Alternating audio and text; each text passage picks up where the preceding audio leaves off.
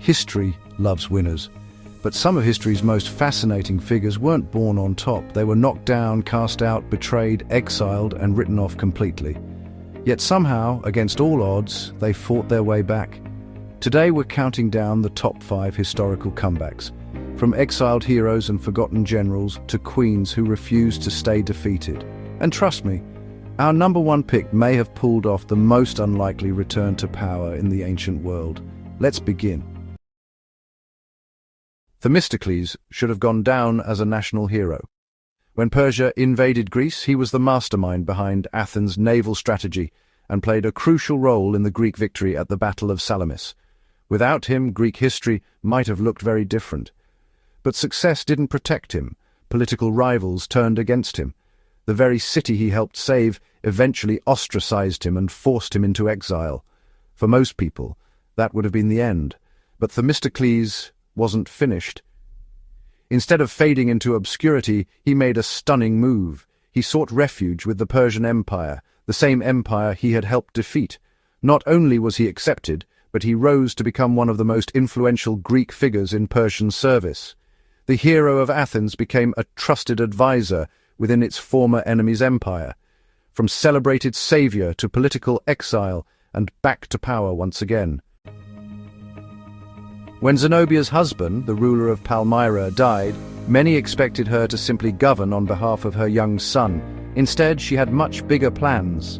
At a time when Rome was struggling with crisis after crisis, Zenobia seized the opportunity. She transformed from regent into ruler.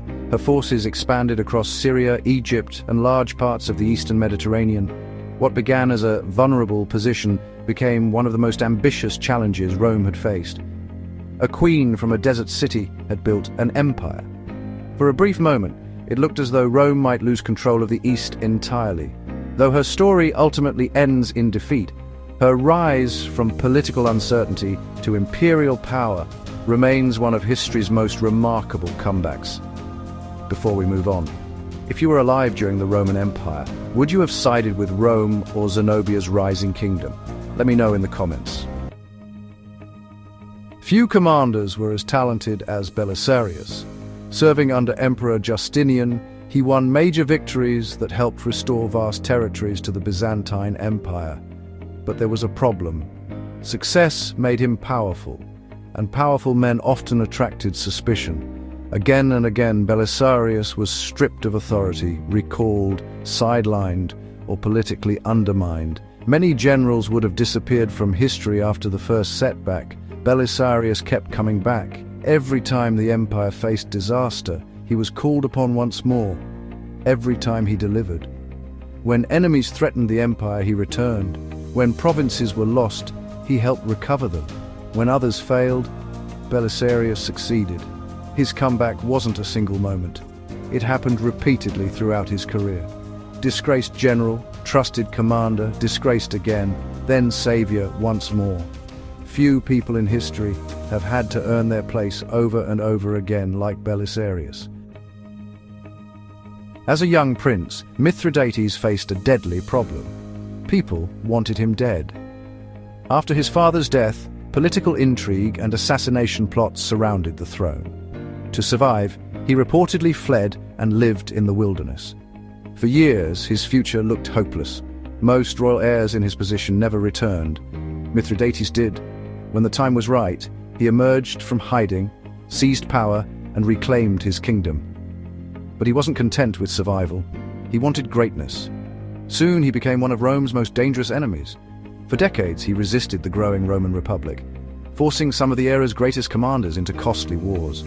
The hunted prince became a king. The fugitive became Rome's nightmare. That transformation alone earns him a place near the top of our list. Quick question. Which comeback has impressed you the most so far? Themistocles, Zenobia, Belisarius, or Mithridates? Comment your choice before we reveal number 1. At number 1 we have Arsinoe II, and her comeback wasn't won on the battlefield. It was won through survival, strategy, and political brilliance. Born into the powerful Ptolemaic dynasty of Egypt, Arsinoe's future should have been secure.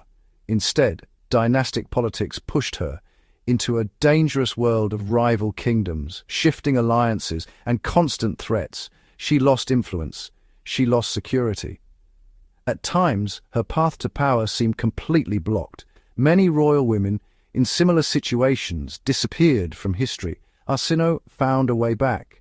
Returning to Egypt, she re-established herself at the center of Ptolemaic politics and became one of the most influential queens of her age.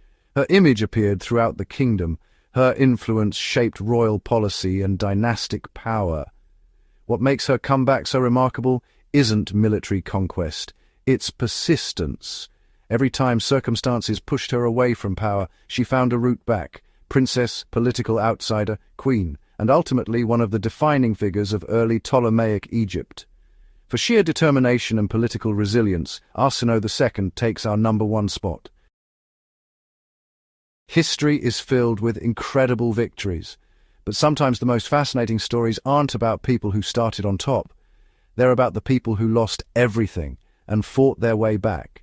If you enjoyed this countdown, make sure to subscribe for more historical rankings, forgotten stories, and legendary figures from the ancient world. And before you go, tell me, who do you think had the greatest comeback in history? I'd love to feature some of your answers in a future video. Thanks for watching, and I'll see you in the next one.